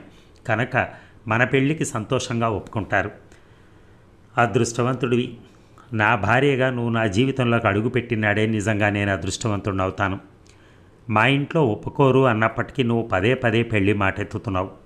నా పేరు విక్టర్. విక్టరీ సాధించడం నా లక్షణం. అసలు చిన్నప్పటి నుంచి కోరుకున్నది సాధించేదాకా విశ్రమించే అలవాటు నాకు లేదు. తెలిసిందా? మన పెళ్ళి జరుగుతుంది, జరిగి తీరుతుంది, నొక్కి చెప్పాడు విక్టర్. రేణుక మాట్లాడలేదు. కొన్ని నిమిషాలు నిశ్శబ్దంగా గడిచిపోయాయి. నువ్వు మళ్ళీ ఇండియా వస్తున్నావా అడిగింది రేణుక. రాకుంటే మన పెళ్ళి ఎలా జరుగుతుంది? పోనీ నువ్వు కెన్యా వచ్చేస్తావా? వస్తాను. తాళిబొట్టు చేత పట్టుకుని మరీ వస్తాను, వ్యంగ్యంగా అంది రేణుక. ఆమె బుగ్గ మీద చిటిక వేసి, నీకంత సాహసం లేదని నాకు తెలుసు. మెడిసిన్స్ అవుతున్నావే కానీ నువ్వు ఉత్త పిరికిగొడ్డువి. నీలాంటి పిరికి దాన్ని ప్రేమించాక సాహసం చేయక తప్పదుగా. నేనే వస్తాను నవ్వి అన్నాడు విక్టర్. అతడి మొహాన్ని ఆప్యాయంగా తాకుతూ, నువ్వు రేపే వెళ్ళి తీరాలా అంది రేణుక. మరో 3 రోజుల్లో నా చెల్లెలి పెళ్ళి. వెళ్లకుంటే అది మళ్ళీ జన్మలో నా మొహం చూడదు. ఈరోజే దగ్గరయ్యాం, అంతలోనే వియోగం. నిన్ను చూడకుండా ఎలా ఉండడం? దిగులుగా అంది రేణుక. విక్టర్ చప్పున జేబులోంచి ఉంగరం తీసి ఆమె వేలికి తొడిగాడు. ఆ వేలి మీద ముద్దు పెట్టుకుంటూ, రేణు, గుర్తుంచుకో, ఈ క్షణం నుంచి నువ్వు నాదానివి అన్నాడు. అతని నొసట చుంబించి, నేనెప్పుడూ నీదాన్నే అంది. Thank you darling. కబుర్లతో మరికొంతసేపు గడిచిపోయింది. 8 గంటలు కావస్తోంది. ఇక నేను వెళ్ళాలి అని లేచింది రేణుక. ఎన్ని గంటల ఫ్లైట్కి వెళ్తున్నావు చెప్పాడు విక్టర్. మళ్ళీ అన్నాళ్లకు నేను చూడటం. నన్ను చూడకూడదనేగా హాస్టల్లో దాక్కున్నావు. ఇప్పుడు ఈ దిగులేమిటి? అతడి వైపు తమకంగా చూస్తూ, అప్పుడైతే మనసుకు తెర అడ్డం ఉంది, ఇప్పుడు తెర అడ్డం తొలగింది, అందుకే దిగులు. అర్థమైందా? ఉత్తరాలు కాలేజ్ అడ్రస్కి రాయనా, హాస్టల్ అడ్రస్కి రాయనా? ఉత్తరాలు అసలు రాయొద్దన్నానా? ఠట్! ప్రేమికులు ఎడబాటులో ఉత్తరాలు రాసుకోవటంలోనే మజా ఉంది. విరహతాపాన్ని పేజీల కొద్దీ వర్ణిస్తూ వివరించటం, ప్రేయసి రాసింది చదవటంలో ఉన్న మజా ఓహ్ చెప్పనలవి కానిది. ఒక విధంగా ప్రేమికులకు వియోగంలో స్వాంతన కలిగించేది, ఇద్దరి మధ్య ప్రణయానుబంధాన్ని గాఢతరం చేసేది ప్రేమ లెక్కలే తెలుసా. ఇప్పుడైతే హాస్టల్లో ఉంటున్నాను, పర్లేదు. ఇంటికి వెళ్ళాక నీ ఉత్తరాలు నాకు సమస్యగా తయారవుతాయేమో భయంగా అంది రేణుక. ఇక ప్రతి చిన్న విషయానికి బెంబేలు పట్టడం నీకు అలవాట్లా ఉంది. ఏదో మార్గం ఆలోచించు. ఉత్తరాలు రాయకుండా నేను ఉండలేను. అంతేకాదు నా ఉత్తరాలకు నువ్వు జవాబు ఇచ్చి తీరాలి, లేకుంటే ఊరుకోను. రేణుక ఆలోచిస్తూ మౌనంగా ఉండిపోయింది. లేడీస్ హాస్టల్కి కొద్ది దూరంలో స్కూటర్ ఆపి, రాత్రిపూట ప్రేయస్కి గుడ్ బై చెప్పి విడిపోవటం కన్నా దారుణమైన శిక్ష మరొకటి ఉండదేమో మగ జన్మ ఎత్తిన వాడికి దిగులుగా అన్నాడు విక్టర్. రేణుక నవ్వి, ఆ ప్రేయసే భార్య అయితే పెళ్లి కన్నా దారుణమైన శిక్ష మరొకటి ఉండదని వాపోతారేమో మీ మగాళ్ళు అంది. నేనెప్పటికీ అలా చింతించను. నువ్వు మొగుడి జీవితాన్ని నరకం చేసే ఆడదానివి కావు. నీ సాహచర్యంలో నా జీవితం తీయగా హాయిగా చల్లగా సాగిపోతుందన్న నమ్మకం నాకుంది. నా బాహ్య సౌందర్యం చూస్తున్నావు తప్ప నా మనస్సు ఎటువంటిదో, నా గుణగణాలు ఎటువంటివో నీకేం తెలుసు? నీకు తెలియదేమో. మొహం చూసి మనిషి ఎటువంటి వాడో తెలుసుకోగల శక్తి నాకుంది విక్టర్ అన్నాడు. రేణుక అతడి మొహంలోకి ఏదో వెతుక్కుంటున్న దానిలాగా చూసింది. ఏయ్ ఏమిటా చూడటం? అతడి చేతిని అందుకుని పెదవుల మీద ఉంచుకుంటూ ఐ లవ్ యూ అంది ప్రణయోద్విగ్న కంఠంతో రేణుక. ఆవేశంగా ఆమె మొహం మీదకి వంగబోయాడు విక్టర్. మిస్టర్, మనం ఎక్కడున్నది మర్చిపోయావా? బుద్ధిగా వచ్చిన దారినే వెళ్ళు. గుడ్ నైట్ అని హాస్టల్ కేసి వెళ్ళిపోయింది రేణుక. ఇక మధు అంటూ లోపలికి వచ్చింది విమలమ్మ. మంచం మీద పడుకుని ఏదో నవల్ చదువుతున్న మధు పుస్తకం పక్కన పెట్టేసి లేచి కూర్చుంటూ రామ్మ అన్నాడు. విమలమ్మ మంచం పక్కనే ఉన్న పేమ కుర్చీలో కూర్చుంది. మధు, కిరణ్మయి ఢిల్లీ నుంచి పొద్దునే వచ్చారు. కిరణ్మయి చెల్లెలు పెళ్ళి 4 రోజుల్లో ఉంది. ట్యాక్సీకి చెప్పేశావా? అడ్వాన్స్ కూడా ఇచ్చేశాను. పొద్దున 5కి అంతా వచ్చేస్తుంది. అప్పుడు బయలుదేరితేనే ఎండకు ముందే వెళ్ళి చేరొచ్చు. సరే అంది విమలమ్మ. కిరణ్మయి విమలమ్మకు స్వయాన అన్న కూతురు. అందుకే పుట్టింట్లో పెళ్లికి కొడుకు కోడలతో పాటు 4 రోజుల ముందే బయలుదేరింది. ఇక్కడ ఒంటరిగా ఉండలేరు గనక వాళ్లతో పాటు ముకుందరావు గారు వెళ్తున్నారు. జ్యోతిర్మయి మన రేణు కంటే 2 ఏళ్ళు చిన్నది. వచ్చే వారం ఈ పాటికి అదొక ఇంటి దీపమై వెలుగుతూ ఉంటుంది. మన అమ్మాయి జీవితంలో ఆ శుభగడి ఎప్పుడొస్తుందో, మన ఇంట్లో మంగళ వాయిద్యాలు ఎప్పుడు మోగుతాయో దిగాలుగా అంది విమలమ్మ. నెల్లూరు సంబంధం నిశ్చయమైనట్టేగా అన్నాడు మధు. ఏది నీ చెల్లెలు ఒప్పుకుంటేగా? ఏమంటోంది? పెళ్లి మాట ఎత్తితే కస్సుమంటుంది. అదేమంటే చదువుకి పెళ్లికి లంకెబెడుతుంది. చదువు పూర్తయ్యాక పెళ్లి మాట ఎత్తొద్దంటోంది. వాళ్ళేమో పెళ్ళైనా అమ్మాయి ఇక్కడ మద్రాసులోనే మీతో పాటు ఉండి చదువుకుంటుంది. ఏదో మా తృప్తి కోసం ఆ శుభకార్యం కాస్త జరిగిపోనివ్వండి అంటూ ఒకటే తాపత్రయపడుతున్నారు. దీన్ని ఎలాగైనా ఈ ఇంట్లో పడేస్తే ఈ ముసలితనంలో మాకు నిశ్చింతగా ఉంటుంది. మీ నాన్నగారైతే రాత్రింబౌళ్ళు అదే ధ్యాసగా ఉంటున్నారు. దీని ధోరణి ఇలా ఉంది. అందరిలోకి దానికి నువ్వంటేనే ఎక్కువ ఇష్టం. నీ వద్దే ఎక్కువగా చనువుగా ఉంటుంది. నువ్వే దానికి ఎలాగైనా నచ్చజెప్పి ఈ పెళ్లి కొప్పించాలి. పోనీ ఇంకొక 2 ఏళ్ళు ఆగరాదా రేణు? భయం సమంజసమేమేనేమో రేణు భయం. పెళ్ళైతే ఇప్పట్లా ఏకాగ్రత చిత్తంతో చదవటం కష్టం. పైగా ఆ విషయంలో మరిన్ని సమస్యలు పుట్టుకురావచ్చు. ఇన్నేళ్ల చదువు గట్టెక్కనివ్వండి. పెళ్ళికే నువ్వన్నట్టు మన అమ్మాయి అందానికి చదువుకి రాజా లాంటి సంబంధమే వస్తుంది.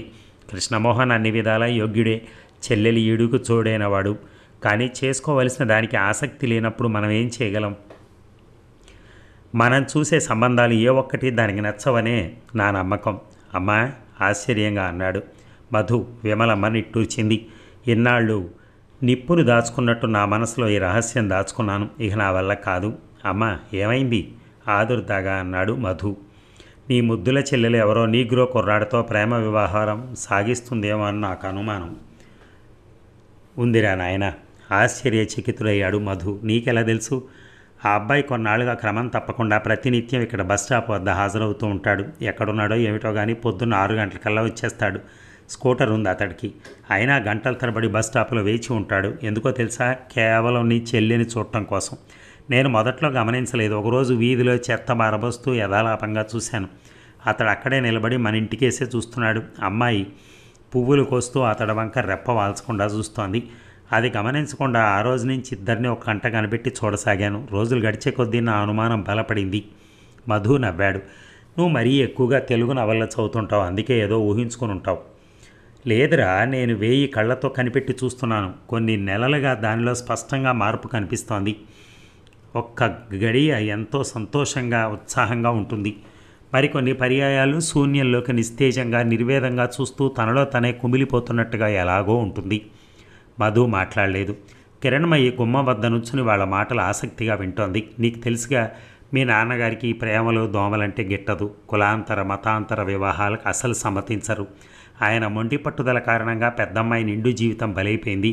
ఇప్పుడు ఇదేమో ఏకంగా నీగ్రోనే వరించినట్టుంది. అది ఎటుపోయి ఎటొస్తుందో ఏమిటో.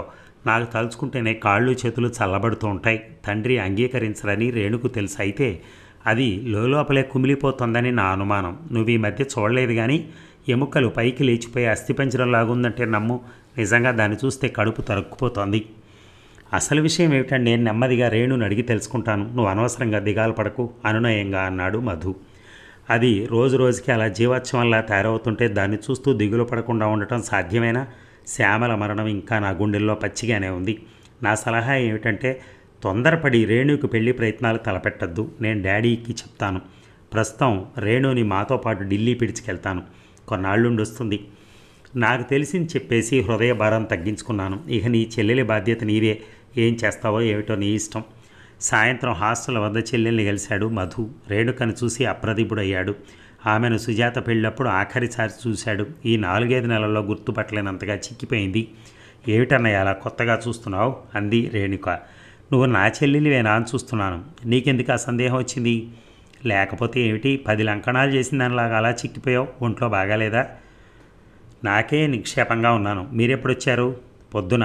బాబిగాడు వదినా కులాసానా? తల ఊపాడు మధు. పెళ్ళికి ఎప్పుడు వెళ్తారు? రేపు ఉదయం ఏదో ఆలోచిస్తూ అన్నాడు మధు. జ్యోతిని అడిగానని చెప్పు. వీలైతే రమ్మని లెటర్ రాసింది. పరీక్షలు వదిలి ఎలా రావటం? అన్నట్టు రేణు, మాతో పాటు నువ్వు ఢిల్లీ వస్తున్నావు. టికెట్ కొనేశాను. బాగుంది. నాకు ఇప్పుడు ఢిల్లీలో పని ఏమిటి? ఎట్టి పని ఉంటేనే రావాలా? Just for change. కొన్నాళ్ళుండి చదువుకు వద్దు కానీ మళ్ళీ పెళ్ళైతే నువ్వు రావటం రాకపోవటం అంతా బావగారి ఇష్టాయిష్టాల మీద ఆధారపడి ఉంటుంది నవ్వి అన్నాడు మధు. తను నవ్వి అలాగే వస్తాను అంది రేణుక. మరి కాసేపు ఉండి వెళ్ళిపోయాడు మధు. పెళ్ళి ఇంట్లో ఉన్న అతడి మనస్సు చెల్లె చుట్టూ పరిభ్రమిస్తోంది. సౌందర్యానికి నిర్వచనం చెప్పేలా ఉండే చిన్న చెల్లెంటే అతనికి ప్రాణం. ఆమె కంట తడి పెడితే అతడి ప్రాణాలు గిలగిల్లాడిపోతాయి. తండ్రి కారణంగా ఆమె ప్రేమ విఫలమై శ్యామలకు మళ్ళీ ఆమె జీవితము విషాదంతం కావచ్చు అన్న ఊహే అతడు భరించలేకపోతున్నాడు. రేణుక కోరుకుంటున్న వ్యక్తి నీగ్రో కానీ మరొవరు కానీ రేణుక జీవితం అతడితో ముడిపడేలా తాను చూస్తాడు. ఆ ప్రయత్నంలో తండ్రితో పోట్లాడేందుకు సైతం సిద్ధమే. రేణుక మరో శ్యామల కాకూడదు. ఢిల్లీ వెళ్ళిన వారం రోజుల తర్వాత ఒకరోజు మధు ఆ రోజు దినపత్రిక చూస్తుండగా పోస్ట్ వచ్చింది. Air mail. కెన్యా నుంచి రేణుక పేరు. బాగా బరువుగా ఉంది. ఏదో ఆలోచనలతో తల పంకించాడు. రేణు, లోపల నుంచి రేణుక వచ్చింది. నీకు పోస్ట్ వచ్చింది. ఏది? మధు ఇచ్చాడు. కవర్ అందుకుంటూ ఉండగా రేణుక కళ్ళల్లో మెరిసిన మెరుపులు మధు దృష్టిని దాటిపోలేదు.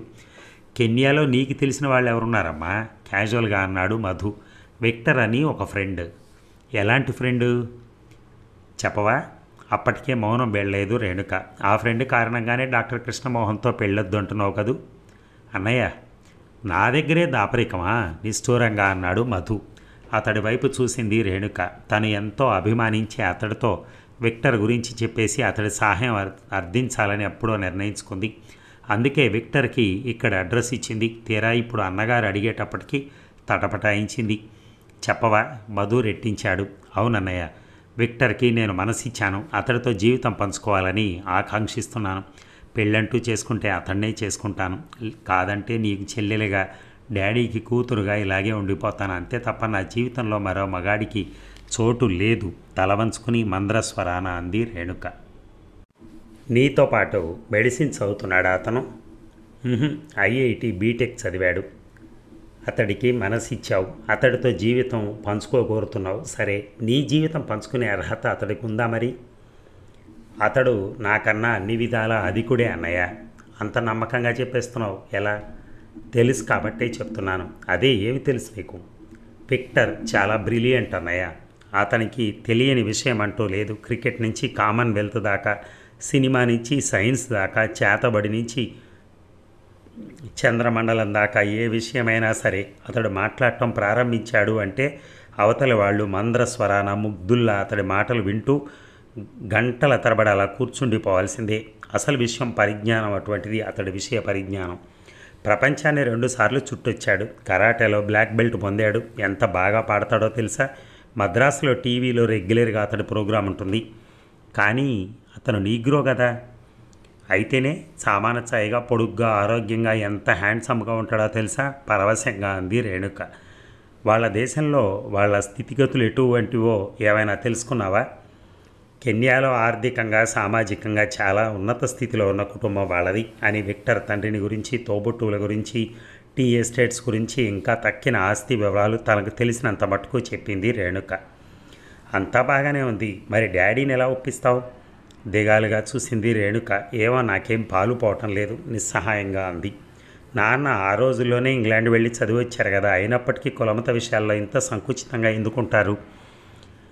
అదే నాకు అర్థం కాదు. ఆయన గారి ఈ సంకుచిత మనస్తత్వం వలననే శ్యామల అందరి గుండెల్లో చిచ్చు రగిలించి వెళ్ళిపోయింది. వెదగా అన్నాడు మధు. అతడికి దూరమై నేను బ్రతకలేనన్నయ్య, నువ్వే నాకు సాయం చేయాలి అంది రేణుక. విచలితుడయ్యాడు మధు. ఆ బాధ్యత నాది, ధైర్యంగా ఉండు. అప్పుడైతే ఇంకా చదువుకుంటున్నాను కాబట్టి శ్యామల విషయంలో ఏం చేయలేకపోయాను. ఇప్పుడు అలా కాదు. అవసరమైతే డాడీతో పోట్లాడి నీ పెళ్ళి నువ్వు కోరుకునే వ్యక్తితో జరిపిస్తాను. నీ సుఖ సంతోషాల కంటే తక్కువ ఏదీ లేదు నాకు. ఏదీ ముఖ్యం కాదు. నువ్వు నిశ్చింతగా ఉండు. చెల్లెలి తలనిమురుతూ ఆపేక్షగా అన్నాడు. కృతజ్ఞతార్ద్ర నేత్రాలతో చూసింది రేణుక. ఆ మాత్రం మాట భరోసా ఇచ్చావు చాలు. నీ స్వీట్ హార్ట్ చాలా పెద్ద ఉత్తరమే రాసినట్టున్నాడు, వెళ్ళి చదువుకో చిలిపిగా అన్నాడు మధు. సిగ్గుతో మొహం ఎర్రగా కందిపోగా లోపలికి పారిపోయింది రేణుక. ఇక ఆ రోజు ఢిల్లీ నుంచి రేణుక వస్తోంది. ఆమెను రిసీవ్ చేసుకునేందుకు ముకుందరావు గారు, విమలమ్మ సెంట్రల్ స్టేషన్కి వచ్చారు. అలవాటు ప్రకారం ట్రైన్ 2 గంటలు లేటు. విసుగ్గా ఒక సిమెంట్ బెంచి మీద కూలబడింది విమలమ్మ. ముకుందరావు గారు వెళ్ళి మ్యాగజైన్ కొని తెచ్చుకున్నారు. ఏదో పుస్తకం దొరికితే చాలు, ఆయనకి కాలం ఇట్టే గడిచిపోతుంది. విసుగ్గా చుట్టూ చూస్తున్న విమలమ్మ కొంచెం దూరంలో క్షణక్షణానికి చేతి గడియారంలో టైం చూసుకుంటూ అసహనంగా పచారులు చేస్తున్న విక్టర్ని చూసి నొసలు చిట్లించింది. రేణు వస్తున్న సంగతి ఇతగాడికి తెలుసా? అతడి వైపే చూస్తూ కూర్చుంది. అలా చూస్తుంటే కొన్నాళ్ల క్రితం ఏదో మ్యాగజైన్లో చదివిన ఒక ఉదంతం గుర్తుకొచ్చి ఆమె ఒళ్ళు జలధరించింది. ఈ కుర్రాడు తన కూతురంటే మోజుపడుతున్నాడని తెలుస్తూనే ఉంది. ఒకవేళ రేణు కాదంటే ఇతను ఆమె మొహం మీద యాసిడ్ పోసేస్తాడా? దాని బతుకు నాశనం చేసేస్తాడా? ఏమో. ఈ కాలం కుర్రాళ్ళన్నిటికీ తెగించిన వాళ్ళు. అతడంత పని చేయడని నమ్మకం ఏమిటి?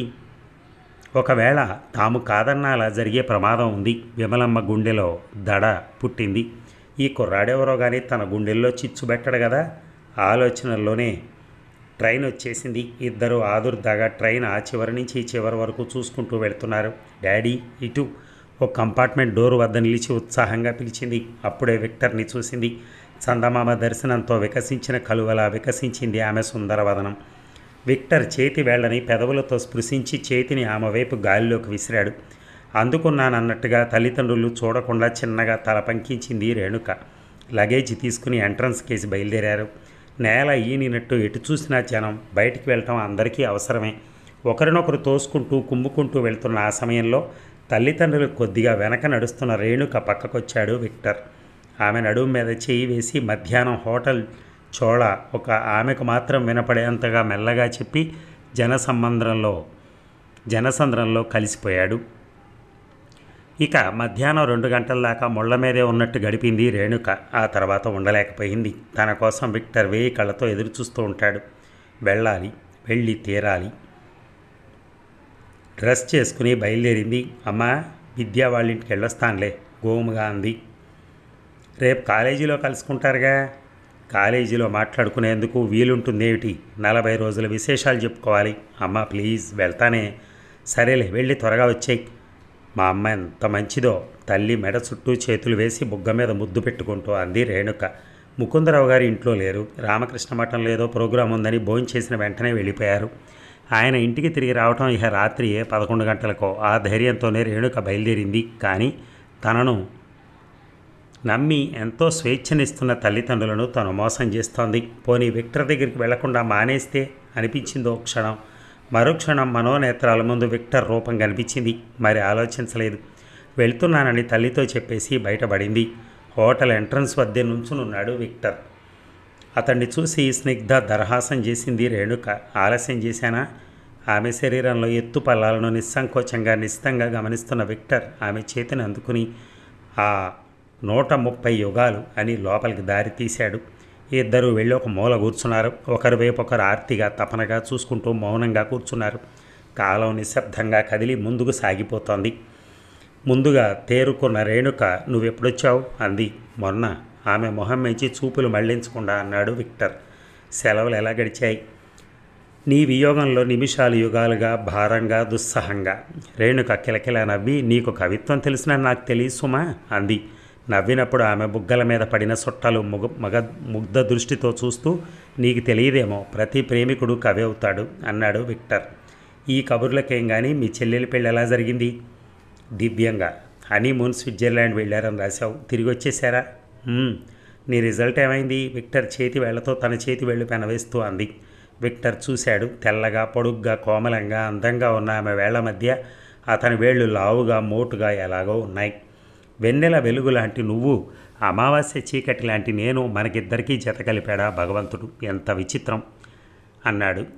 చీకటి లేనిదే వెలుగు లేదు, వెలుగు లేనిదే చీకటి లేదు, నువ్వు లేని నేను లేను, నేను లేని నువ్వు లేవు అని రేణుక మాటలు పూర్తి చేశాడు విక్టర్. మన ఇద్దరి కలయికే జీవితం. అతడి వైపు ఆరాధనగా చూస్తూ అంది రేణుక. వెయిటర్ వచ్చాడు ఆర్డర్ కోసం. విక్టర్ రేణుక వంక చూశాడు. నాకు ఐస్ క్రీమ్ చాలు. 2 ఐస్ క్రీములకు ఆర్డర్ ఇచ్చాడు విక్టర్. వెయిటర్ వెళ్ళిపోయాడు. మెడికో వయ్యుండి అస్తమానం ఐస్ క్రీమ్ తింటావెందుకు? రేణుక నవ్వింది. రోజుకొక కప్పు ఐస్ క్రీమ్ తినందే నేను ఉండలేను. చిన్నప్పటి నుంచి బాగా అలవాటైపోయింది. మంచి అలవాటే నవ్వి అన్నాడు విక్టర్. నువ్వు భోంచేసావా? హఠాత్తుగా గుర్తుకొచ్చి అడిగింది రేణుక. తల ఊపాడు విక్టర్. ఇంతకీ నీ రిజల్ట్ ఏమైందో చెప్పనే లేదు. విక్టర్ చేతిని తన చేతిలోకి తీసుకుంటూ అంది. కాలేజీ ఫస్ట్ వచ్చాను. దేశం మొత్తం మీద నాది 5th ర్యాంక్. కంగ్రాచ్యులేషన్స్ అంది రేణుక. ఎంటెక్ కంటిన్యూ చేస్తావా? నీ హౌస్ సర్జెన్సీ అయ్యేదాకా నేను ఇక్కడే ఏదో ఒకటి చేస్తూ ఉండాలిగా. వెయిటర్ ఐస్ క్రీమ్, టీ కప్పులు టేబుల్ మీద ఉంచి నెమ్మదిగా వెళ్ళిపోయాడు. తీసుకో. రేణుక మౌనంగా ఐస్ క్రీమ్ కప్ అందుకుంది. ఉత్తరాలు అంత చక్కగా రాయగలవని నేను అనుకోలేదు సుమా. గుండెల మీద పడుకుని చెవిలో గుసగుసగా చెప్తున్నట్టే ఫీల్ అయ్యాను. రేణుకకు ఐస్ క్రీమ్ తినిపిస్తూ అన్నాడు విక్టర్. సిగ్గుగా నవ్వింది రేణుక. నీ ఉత్తరాలు చదివి నేను అలాగే ఫీల్ అయ్యాను. దొంగ, నన్ను అంత గాఢంగా ప్రేమిస్తూనే ఏడిపించావు కదూ. ఉండు, నిన్నేం చేస్తాను. ఏం చేస్తావు? తల వంచుకుని అంది రేణుక. ఏం చేస్తానో కాసేపట్లో నీకే తెలుస్తుంది. ఆమె వైపు కాంక్షగా చూస్తూ అన్నాడు విక్టర్. మరి తరువాయి భాగంలో ఆయన ఏం చేస్తాడో విందాం. Thank you.